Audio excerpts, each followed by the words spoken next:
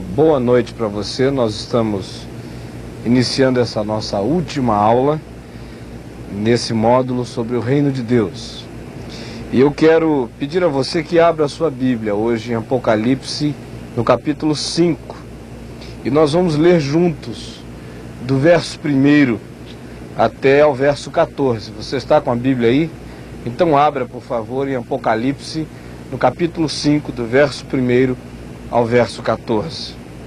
Aqui está dito: vi na mão direita daquele que estava sentado no trono um livro escrito por dentro e por fora, de todo selado com 7 selos. Vi também um anjo forte que proclamava em grande voz: quem é digno de abrir o livro e de lhe desatar os selos? Ora, nem no céu, nem sobre a terra, e nem debaixo da terra, ninguém podia abrir o livro, nem mesmo olhar para ele. E eu chorava muito, porque ninguém foi achado digno de abrir o livro, e nem mesmo de olhar para ele. Todavia, um dos anciãos me disse: não chores, eis que o leão da tribo de Judá, raiz de Davi, venceu para abrir o livro e os seus 7 selos. Então vi no meio do trono e dos 4 seres viventes, e entre os anciãos de pé, um cordeiro como tinha sido morto. Ele tinha 7 chifres, bem como 7 olhos, que são os 7 Espíritos de Deus enviados por toda a terra. Veio, pois, e tomou o livro da mão direita daquele que estava sentado no trono, e quando tomou o livro, os 4 seres viventes e os 24 anciãos prostraram-se diante do cordeiro, tendo cada um deles uma harpa e taças de ouro cheias de incenso, que são as orações dos santos, e entoavam um novo cântico, dizendo: digno és de tomar o livro e de abrir-lhe os selos, porque foste morto, e com o teu sangue compraste para Deus os que procedem de toda tribo, língua, povo e nação, e para o nosso Deus os constituíste reino e sacerdotes, e reinarão sobre a terra. Vi e ouvi uma voz de muitos anjos ao redor do trono dos seres viventes e dos anciãos, cujo número era de milhões e milhares de milhares, proclamando em grande voz: digno é o cordeiro que foi morto, de receber o poder e riqueza e sabedoria e força e honra e glória e louvor. Então ouvi que toda criatura que há no céu e sobre a terra e debaixo da terra e sobre o mar e tudo que neles há estava dizendo: àquele que está sentado no trono e ao Cordeiro seja o louvor e a honra e a glória e o domínio pelos séculos dos séculos. E os 4 seres viventes respondiam: amém. E também os anciãos prostraram-se e adoraram. Eu quero convidar você agora a orar comigo antes de nós iniciarmos essa exposição do Apocalipse 5. Esse é particularmente um texto que me abala muito sempre, que me convoca com muito temor e com muito tremor a saber que há um rei na história. Curve a sua cabeça e vamos orar juntos em todo este país onde essa imagem estiver chegando. Pai, nós invocamos o Teu nome e pedimos que o Teu Espírito nos unja, que o Teu Espírito nos dê clareza de mente e que o Teu Espírito nos dê um coração cheio de adoração, de temor e de tremor diante de Ti. Que o Teu Espírito nos conduza no final deste módulo a tomarmos compromissos de vida com o Senhor Jesus Cristo. Perdoa os nossos pecados, Senhor. Nós precisamos do Teu perdão todos os dias. Precisamos ter a nossa mente, o nosso coração purificados. Nós rogamos em nome de Jesus. Amém.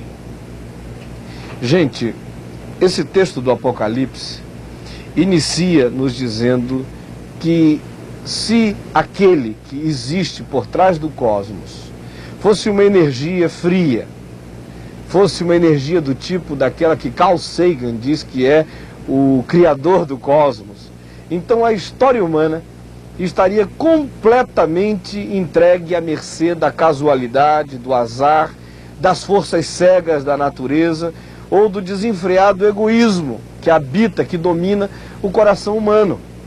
Porque uma energia fria jamais seria capaz de intervir na história humana. No máximo, uma mente energética, fria, conseguiria manter o sistema de leis físicas do universo funcionando, mas não seria capaz de barrar o caminho de Saulo na estrada de Damasco, fazer perguntas sobre a vida. Não seria capaz de intervir nos momentos mais dramáticos da história humana. No entanto, o Apocalipse afirma que aquele que está por trás do universo não é algo, não é uma energia, é alguém, é uma pessoa absoluta e que é capaz de amar, que é capaz de se solidarizar com a dor que ela vê em volta e que é capaz, enfim, da misericórdia e da compaixão.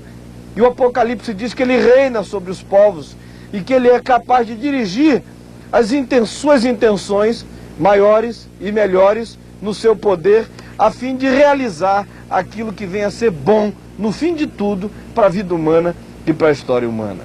O Apocalipse diz, portanto, que quem está por trás do universo não é algo, é alguém. Eu vi na mão direita daquele, diz o verso primeiro, não é daquilo, não é uma coisa, é uma pessoa. O Apocalipse diz que ele traz nas mãos um livro, selado por dentro e por fora, que é o livro da história humana. E por que eu lhe digo que esse é o livro da história humana? Porque quando a gente vai acompanhando a leitura do Apocalipse, se verifica que à medida em que esses selos do livro vão sendo abertos, eles vão desencadeando acontecimentos históricos. Acontecimentos esses que vão afunilando, encurralando a história até aquele tempo, aquele momento final e crucial, quando Jesus Cristo vem para trazer novo céu, nova terra e implantar justiça e paz na vida humana, na coletividade, na civilização humana como um todo.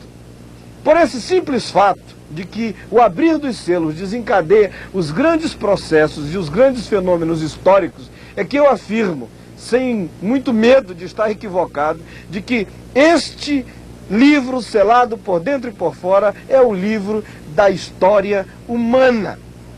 E aqui se diz que esse alguém que está por trás do cosmos tem o livro da história humana nas suas mãos.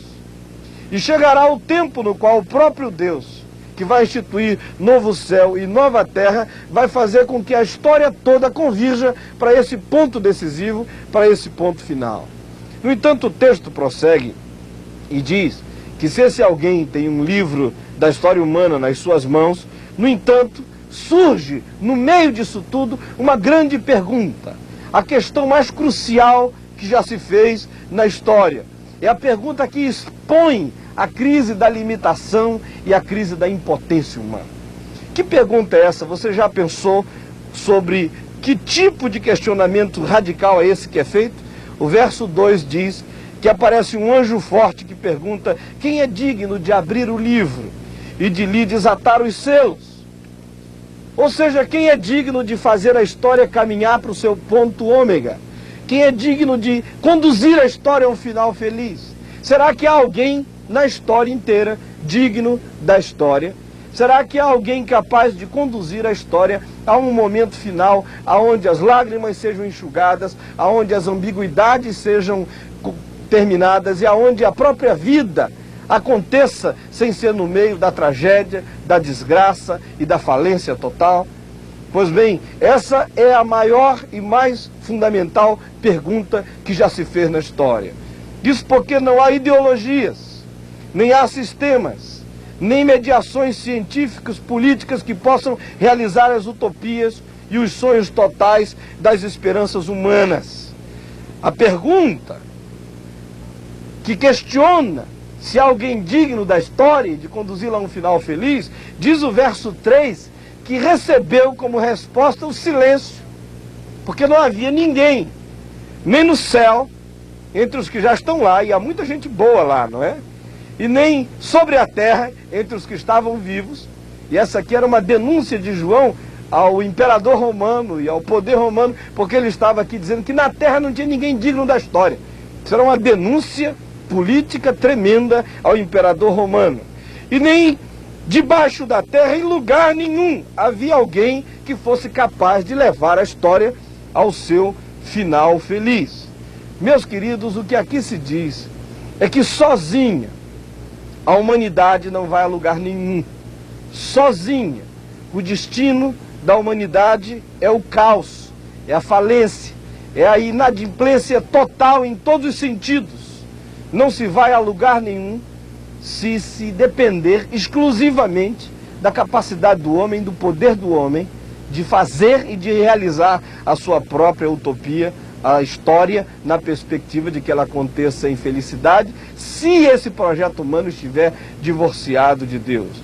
Isso porque a Bíblia diz que não há coisa alguma que em nós possa realizar os nossos próprios sonhos na totalidade.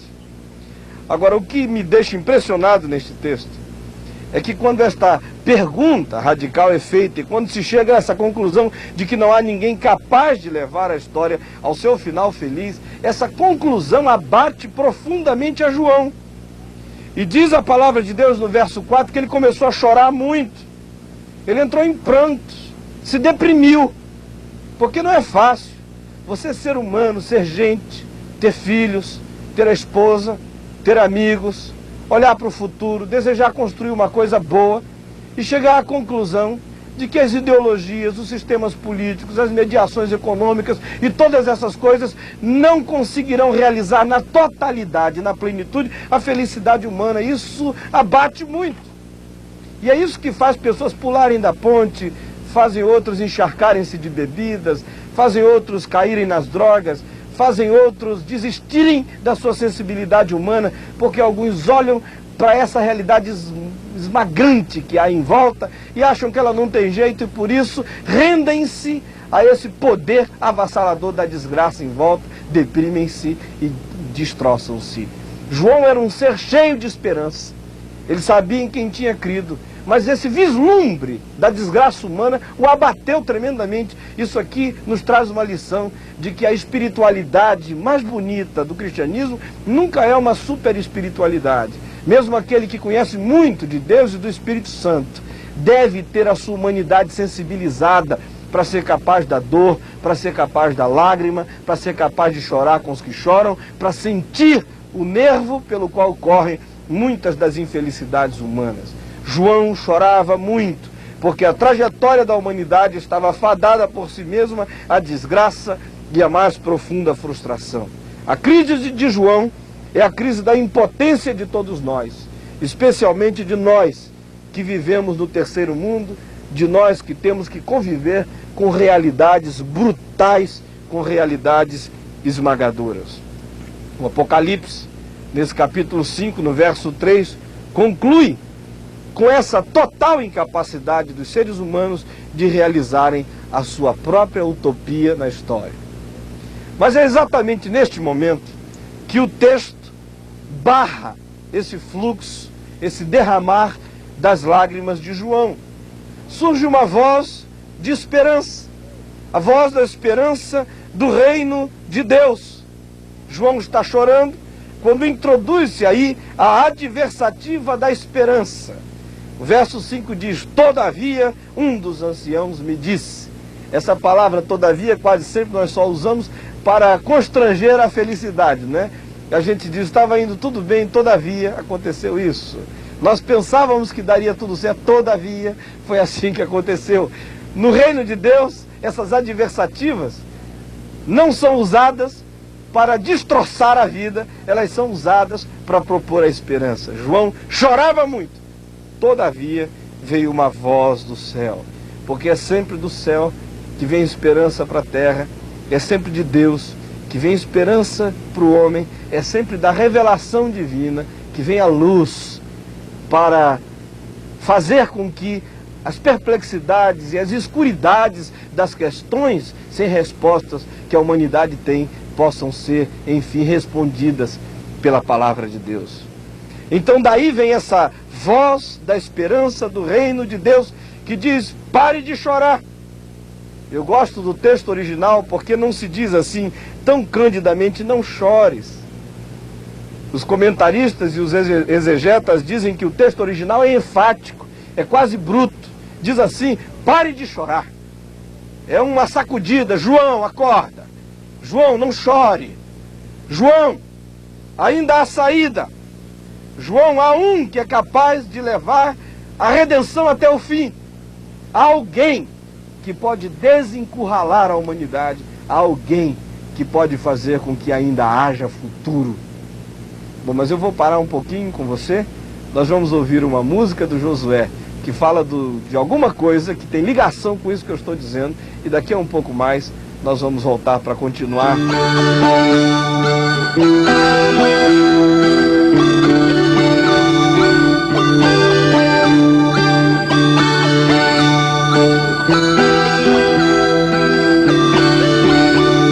Eu quero uma música simples, bem fácil de se cantar, que nestes momentos de crise me ajude a rememorar que em tempos piores que este, meu Deus, tu livraste o teu povo, e em dias de angústias e medo tem sido Deus maravilhoso. Eu quero a canção mais singela, pra mente não se esquecer, nas lutas que a vida revela, que teu é o controle e o poder, que abriste o mar pelo meio, que as águas mandaste parar, e a fúria do vento que veio disseste assim sossegar, porque és Deus maravilhoso, Deus que os conselhos nos dás, eterno Deus forte e famoso, princípio da paz.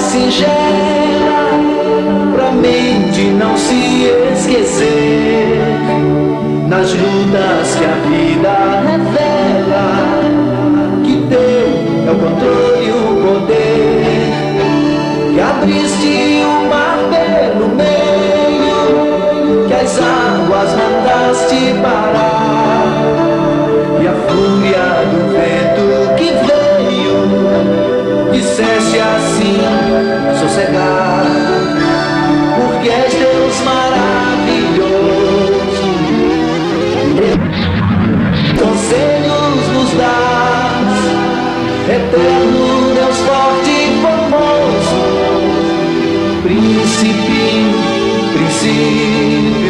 da paz.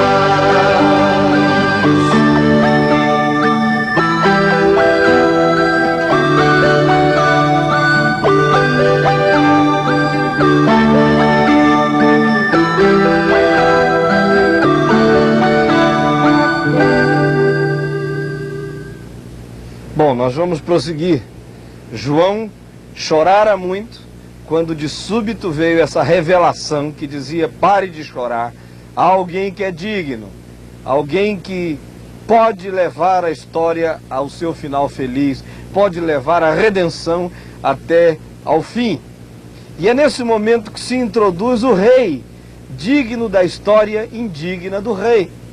E aqui é uma ironia: antes não havia ninguém digno da história. Agora é essa história que não é digna desse rei, mas esse rei fez opção por ser rei dessa história. Quem é ele? O Apocalipse nos dá conta de que quando João ouve essa voz, ele se volta, ele se vira, e alguém diz que ele não deve chorar e apresenta quem é esse digno da própria história. Primeiramente se diz que ele é digno porque ele é o leão capaz de vencer o leão que anda ao derredor de nós no mundo. Ele é o leão de Judá.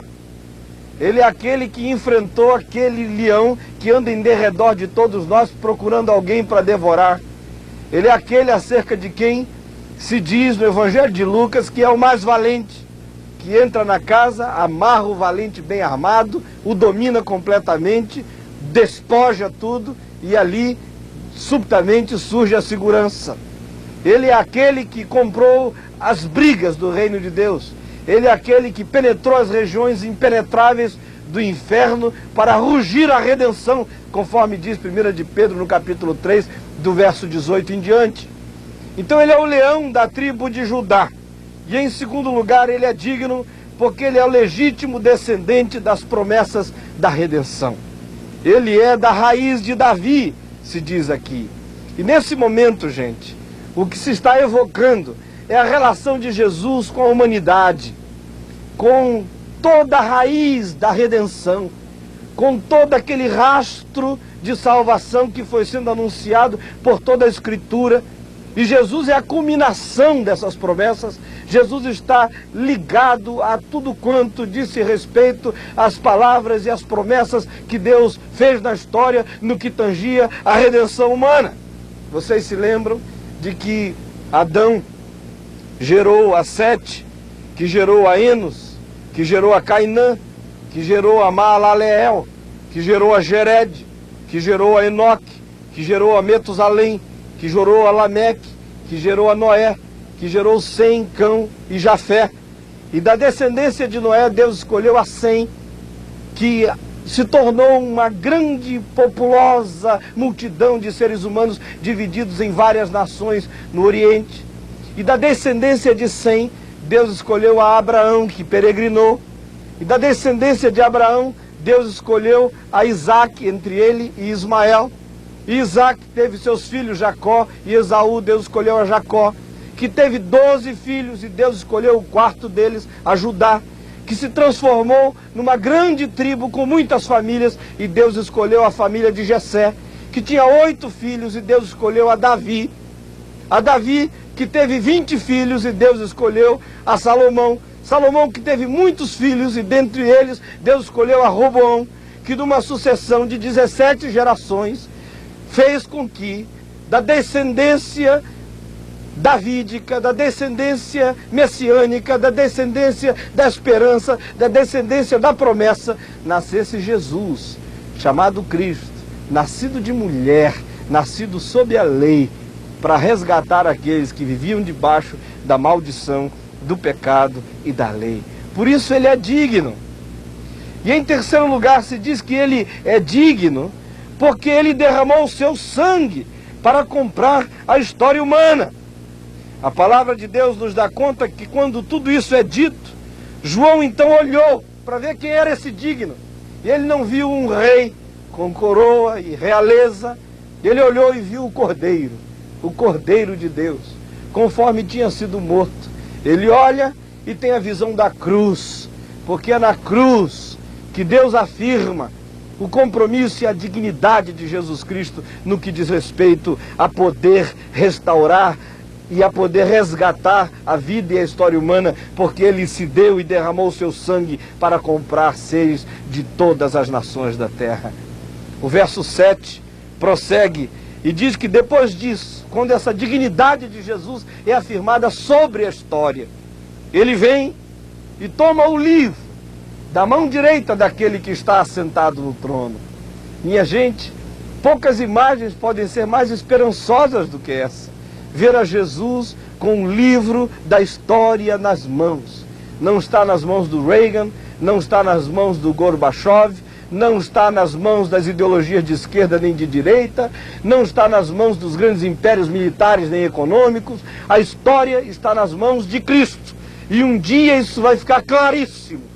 Quem tem a história nas mãos é o Cordeiro de Deus. Você se lembra que ele ressuscitou de entre os mortos e apareceu aos seus discípulos e disse: o livro da história está nas minhas mãos? Ele disse: todo o poder me foi dado no céu e na terra.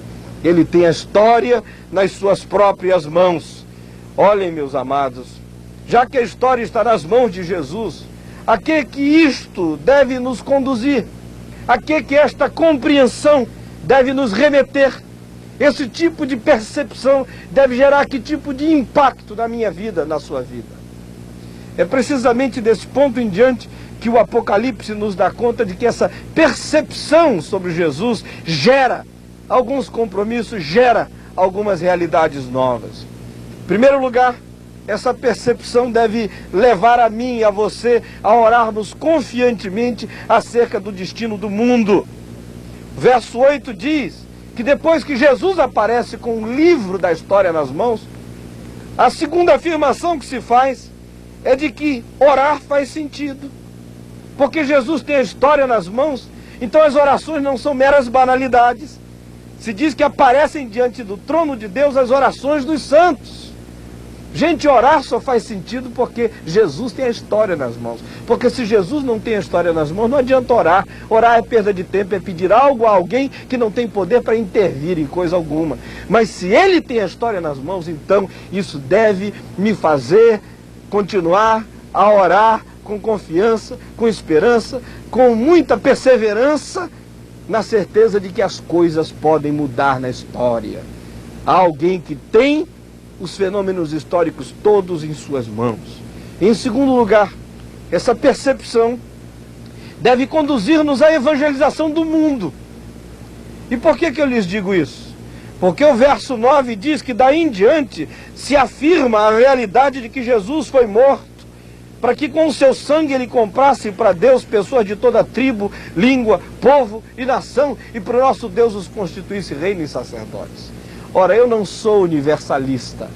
Eu não creio que pelo fato de Jesus ter morrido na cruz, a salvação já atingiu a todos, independentemente da reação das pessoas à palavra da cruz, à mensagem do Evangelho. Eu creio que essa obra de Deus realizada na cruz precisa ser proclamada a todas as nações, para que os homens de todas as etnias e culturas do planeta deem-se conta do amor redentor de Deus, reajam a esse amor de Deus na intenção de entregarem-se a Jesus Cristo. E assim se cumpre esta palavra. Gente de toda tribo, de toda língua, de todo povo, de toda nação, é comprada pelo sangue que Jesus Cristo derramou na cruz do Calvário e são transformados em reino e sacerdócio de Deus na face da terra. E ainda, em quarto lugar, ou em terceiro lugar, me desculpem, essa percepção deve conduzir-nos a dedicarmos tudo que temos, somos e possuímos à causa do reino de Deus. Vejam isso nos versos 11 e 12, onde se diz que aparece no cenário trilhões de seres cantando e proclamando com grande voz que o Cordeiro é digno. Ele foi morto e por isso ele é digno de receber o poder, todo o poder que você tiver nas mãos, poder da sua empresa, poder dos seus negócios, poder político, poder econômico, poder no âmbito das suas ingerências. O Cordeiro é digno de receber esse poder. Dizer que ele vai receber o poder não é cantar dizendo que o poder é dele, ele tem todo o poder. Às vezes é o poder que está nas suas mãos, é que você não consagrou a ele, para que esse poder que você manipula seja um poder que promova a glória de Deus.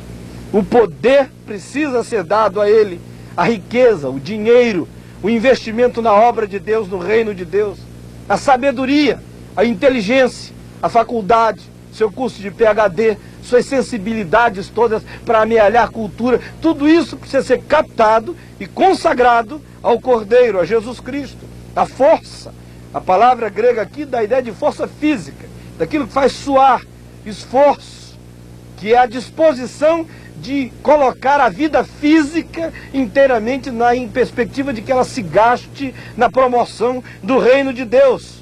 A honra, a primazia, a glória, o elogio, todas essas coisas, todas essas percepções devem ser canalizadas, convergidas para o Senhor Jesus Cristo.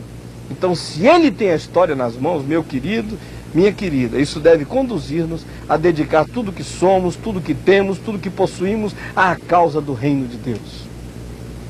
E em quarto e último lugar, essa percepção deve fazer com que nós tenhamos uma antevisão do reino de Deus na história, de como ele será.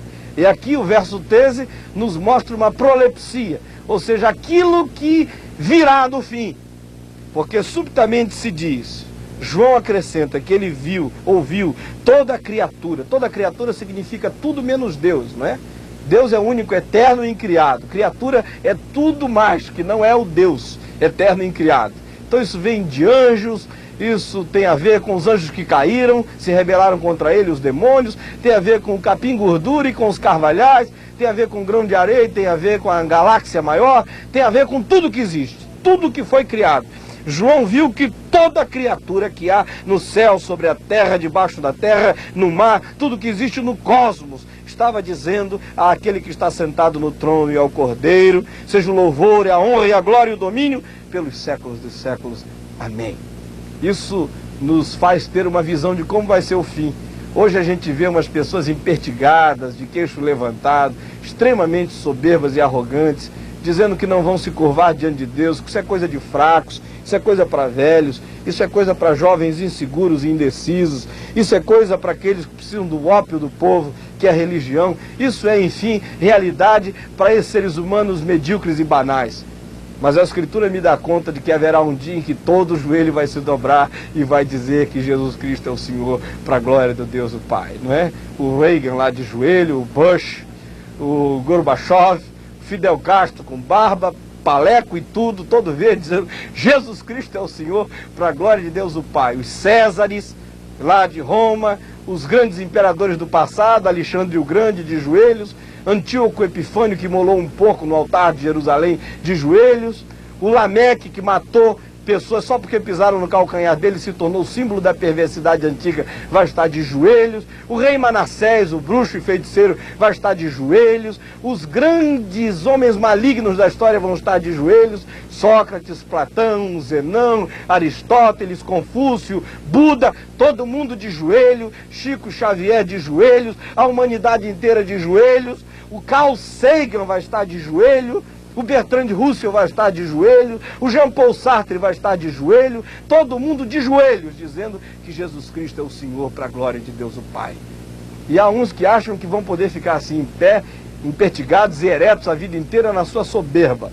Fica aqui um aviso: se você que está me vendo, está me ouvindo, acha que pode passar a vida inteira empertigado, sem se curvar diante de Deus, sem se entregar a Ele, eu aconselho o seguinte: curve-se agora, enquanto você pode fazê-lo espontaneamente, entregando a sua vida a Cristo, porque caso contrário, vai chegar o dia e vai chegar a hora em que você, querendo ou não querendo, vai ser curvado e vai saber que há um rei e vai receber justo juízo desse rei eterno. Pois bem, gente, e daí?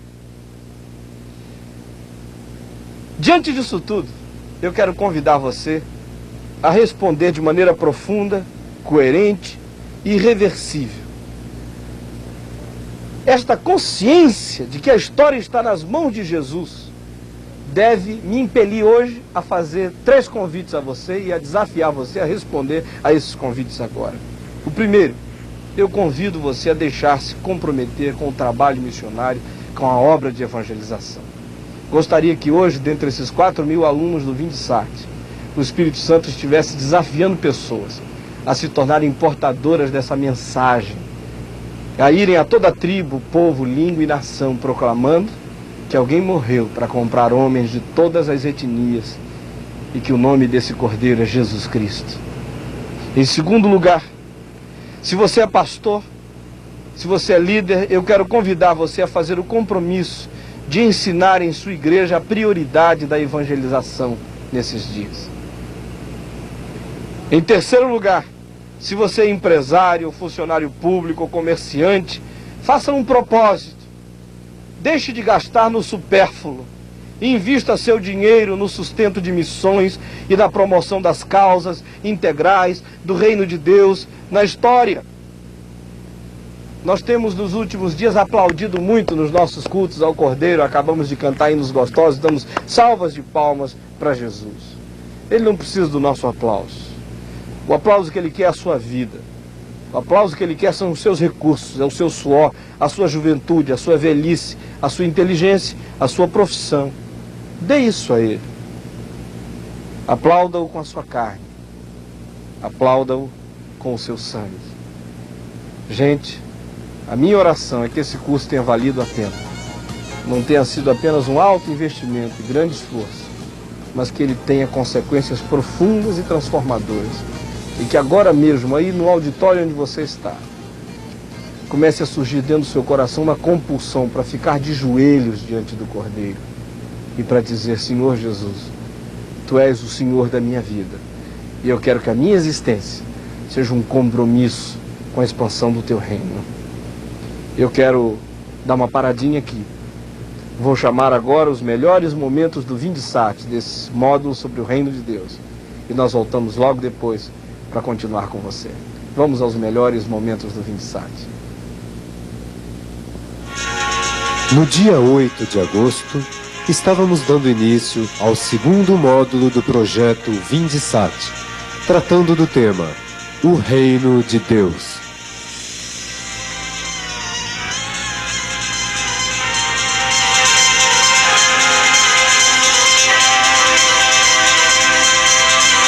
Estamos aqui e a nossa grande alegria é aquela que se motiva, que se baseia no fato de que cremos que esses próximos meses, até o final do semestre, serão meses muito ricos, muito cheios, muito plenos de graça e de vida de Deus para cada um de nós.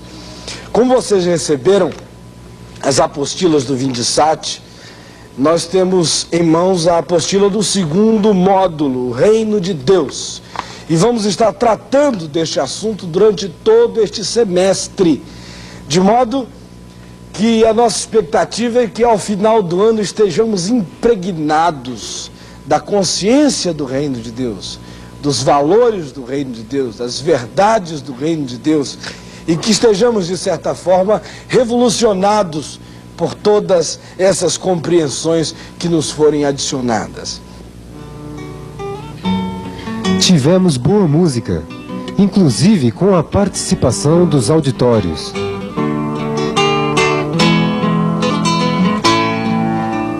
Buscai primeiro o reino de Deus e a sua justiça, e acrescentadas estas coisas vos serão. Aleluia, aleluia.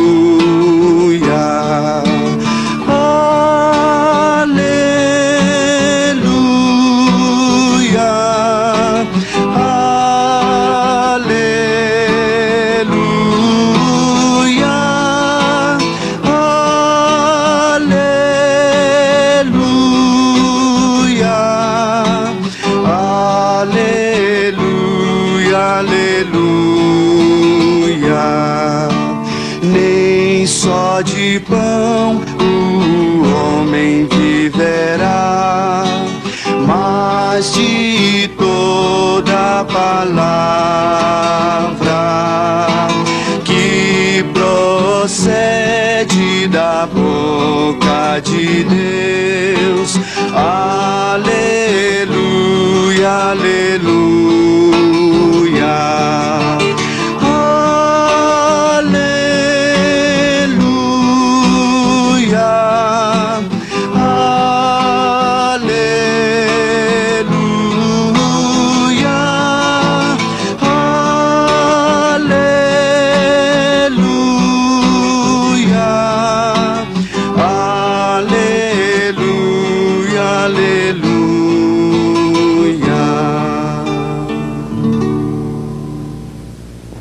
Chegamos assim, cheios de esperança, ao final da primeira aula.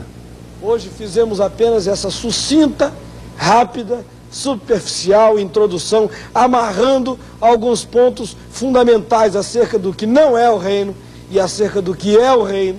E na segunda-feira que vem nós vamos começar propriamente a trabalhar em cima da Bíblia, a abrir a Escritura, desde o Velho Testamento. Vamos percorrer uma série de fases da história humana, vendo como foi que o reino de Deus se manifestou, como é que ele se manifesta hoje, como é que ele será no futuro. E eu creio que essa vai ser uma reflexão extremamente boa para cada um de nós. Vimos neste módulo as fases do reino na história, o conteúdo bíblico-teológico do reino de Deus, o reino e o mundo, o reino e a igreja, mas acima de tudo, o reino de Deus revelado em Jesus Cristo. Como como é que o reino de Deus se manifestou quando Jesus esteve aqui na terra, na história humana, presente entre aqueles que foram os seus contemporâneos, gente como eu, como você, há quase 2000 anos passados na Palestina. Quando a gente começa a ler o Evangelho, dentre inúmeras marcas, porque o próprio Evangelho descreve essa manifestação dinâmica do reino na vivência de Jesus, então basta ler o Evangelho, seria a resposta mais simples, mas tão simples que ficaria simplista. Então, quando a gente lê o Evangelho, algumas marcas aparecem e que precisam ser afirmadas por nós.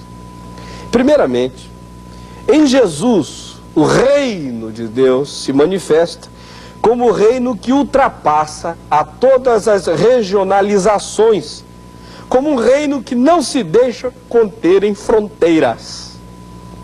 Porque o reino de Deus vence os preconceitos, e na vida de Jesus isso está claro, dando a lição de que no reino de Deus as nossas pré-compreensões a respeito das pessoas precisam ser esvaziadas. Precisamos fazer o possível para nos aproximarmos das pessoas com a cabeça mais aberta que pudermos encontrar em nós mesmos. É verdade que somos essencialmente pessoas preconceituosas, mas toda perspectiva de preconceito é perspectiva que em si mesma nega uma das marcas e umas definições do reino de Deus. Sua pergunta sempre mereceu uma boa resposta da parte do pastor Caio. Como podemos hoje, em meio a tantas confusões na igreja evangélica brasileira, identificar uma comunidade que manifeste genuinamente o reino de Deus? Que sinais, então, deveríamos conferir para poder identificar esta comunidade? Eu acho que essa pergunta, ela, para ser respondida na sua inteireza, necessitaríamos falar de maneira muito ampla sobre esses sinais e essas definições. Mas de modo sucinto, de modo bem prático, basta você abrir a sua Bíblia no livro de Atos dos Apóstolos e ler do verso 42 ao verso 46 alguns princípios que não podem ser, numa sociedade como a nossa, quem sabe, vivenciados literalmente, mas como princípios, como referenciais, eles continuam e continuarão a definir sempre a saúde de uma comunidade cristã engajada nos projetos do reino de Deus. Lá está dito que a primeira marca é a perseverança na doutrina dos apóstolos. Tem que haver sólida base bíblica, tem que haver sólido conteúdo doutrinário, tem que haver preocupação com o conteúdo da verdade das Escrituras. Não pode ser uma comunidade gasosa, etérea, uma comunidade assim existencial que está apenas preocupada com sentimentos e emoções, mas tem que se basear antes de tudo e fundamentalmente no que a Bíblia diz, no que a palavra de Deus diz. Em segundo lugar, lá diz que era também uma comunidade que perseverava na comunhão, na koinonia, na comunhão horizontal, comunhão de uns para com os outros. Uma igreja onde haja sobejos vínculos interpessoais, amizade, camaradagem, solidariedade, companheirismo, congraçamento, vida comunitária, onde haja saúde comunal nesse ajuntamento fraternal. Em terceiro lugar, lá também diz que eles tinham uma liturgia bonita, equilibrada, eles partiam o pão e eles faziam orações, ou seja, havia o formal e o informal no meio deles. Havia uma adoração profunda, onde a história tinha vez, porque eles davam sequência à liturgia ao partir do pão, lembravam os acontecimentos redentores e eram também espontâneos, porque faziam orações que brotavam da alma. Então, uma comunidade sadia, vinculada ao reino, é uma comunidade que tem um projeto de adoração, um projeto litúrgico equilibrado, onde história e onde espontaneidade caminham juntos.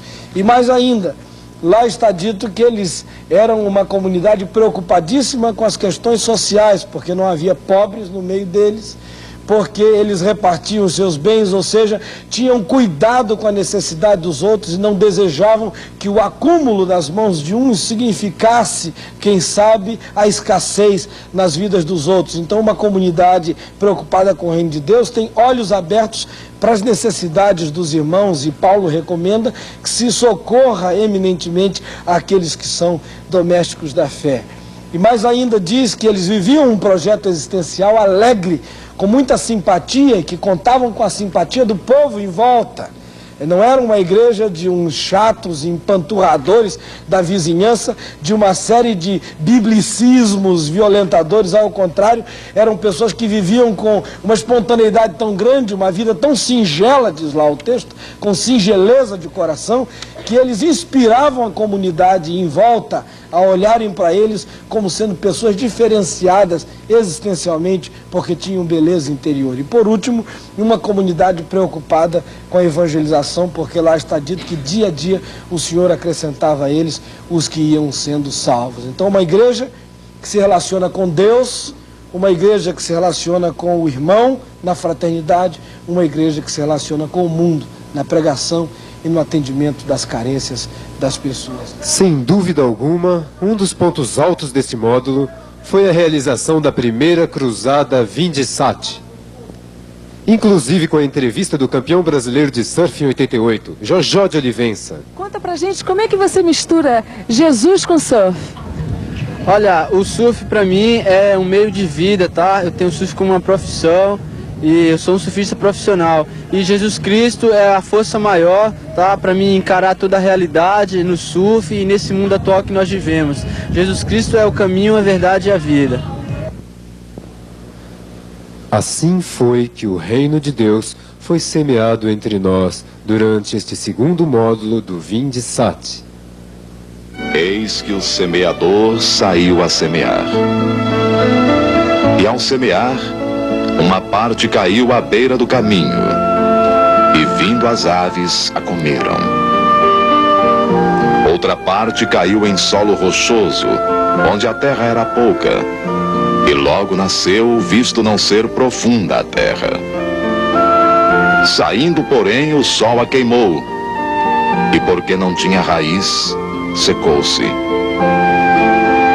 Outra caiu entre os espinhos, e os espinhos cresceram e a sufocaram. Outra, enfim, caiu em boa terra e deu fruto, a 100, a 60 e a 30 por um.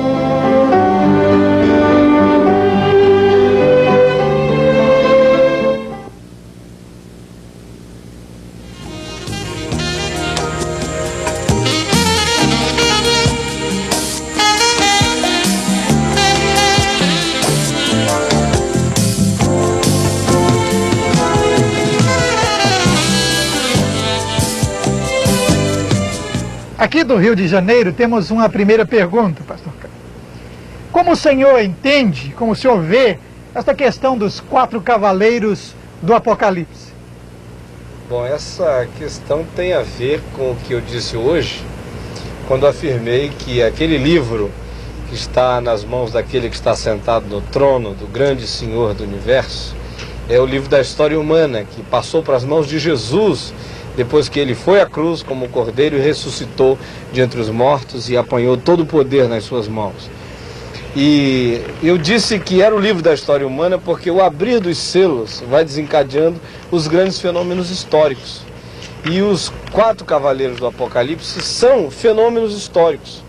Mais do que fenômenos específicos, mais do que uma relação com um evento, num determinado tempo, num determinado lugar, num determinado país, eles têm a ver com a descrição da história, de como é que a história sempre foi, como é que a história sempre rola, como é que ela sempre acontece. Como é que ela sempre acontece? O primeiro cavaleiro, se diz lá que é o cavaleiro branco, que vem vitorioso e para vencer.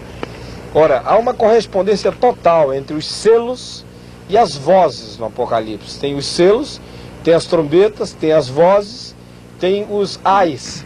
Há uma relação íntima entre os selos e as vozes. Lá nas vozes, onde as coisas são mais explícitas, se diz que a primeira voz correspondente ao primeiro selo é a pregação do Evangelho. Lá se diz que se ouviu alguém com um anjo com o Evangelho eterno para pregar. E há um único outro lugar no Apocalipse onde o cavaleiro branco aparece, é no capítulo 19, quando aparece Jesus montado no cavalo, seu nome é o Verbo de Deus. Então, à luz dessas duas coisas, eu não tenho dúvida de que o primeiro cavaleiro é uma afirmação de João de que a história, inicialmente, ela é composta pelo Verbo, pela palavra de Deus. Na história tem que haver palavra de Deus. Deus sempre falou na história. Desde o princípio, vai falar sempre. O segundo cavaleiro, que é aquele vermelho, o texto é claro quando diz que ele simboliza as forças políticas, ideológicas, as forças que no choque entre elas acabam gerando guerra.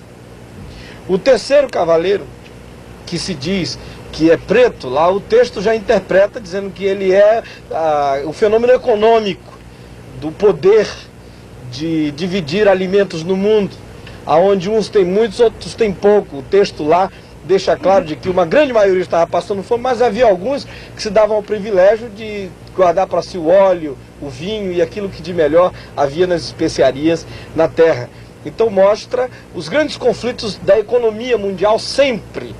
E sempre houve essa luta e a história foi composta por esse ingrediente. O quarto, que é o baio, se diz que é a morte. Porque aonde há políticas em choque, aonde há forças econômicas em contradição, sempre surge morte como resultado disso. E não só diz lá que a morte como decorrência fenomenal disso, mas também introduz-se a morte como um fenômeno das catástrofes, né? Dos vírus que atingem as pessoas, diz lá o texto, dos grandes agentes naturais. Então os quatro cavaleiros do Apocalipse falam desses elementos fundamentais da história. A palavra de Deus, Deus sempre falou na história e vai falar, as forças políticas e econômicas em choque e as realidades decorrentes disso, ou seja, a morte pela via da guerra, da fome, ou seja, a morte pela via dos agentes naturais na história. Mas não são só os quatro cavaleiros do Apocalipse que tem a ver com os selos. Você note que o texto prossegue e diz que aparece a voz dos mártires clamando debaixo do altar, pedindo justiça. Esse é um outro elemento na história, o testemunho.